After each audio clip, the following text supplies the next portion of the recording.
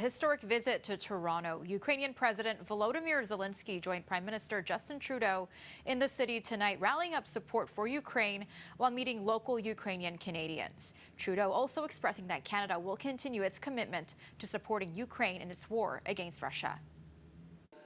It is so good to see all of you, but it is mostly so good to see so many strong Ukrainian Canadians here to stand for Ukraine. Prime Minister Justin Trudeau addressing a large crowd filled with dignitaries along with Ukrainian Canadians at Fort York. Trudeau with a public message for Ukrainian President Volodymyr Zelenskyy. As you are still standing for Ukraine, Canada and all Canadians stand with you for as much as it takes, for as long as it takes. Zelenskyy greeted by cheers and the singing of the Ukraine national anthem, also expressing gratitude for Canada's support. This is how unity sounds. And I'm proud that we achieved unity like this. And it's so inspiring.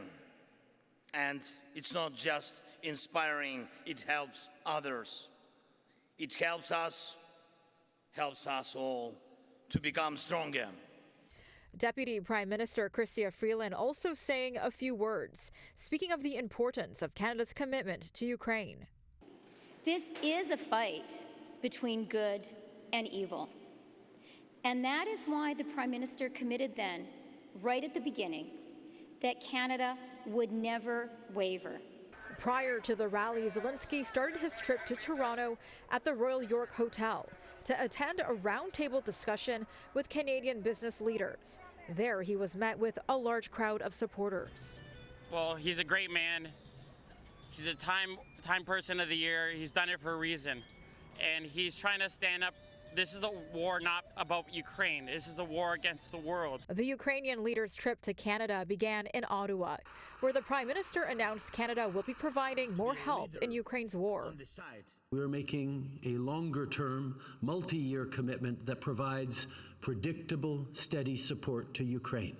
It will include $650 million over 3 years for 50 armored vehicles, including medical evacuation vehicles that will be built by Canadian workers in London, Ontario. Canada also committing to send F-16 trainers to help Ukrainian air forces. This brings Canada up to $9.5 billion in military, economic, and humanitarian aid since the war began. The victory will be ours. And I have no doubt, and I don't hear, the victory will be ours. Yeah, great.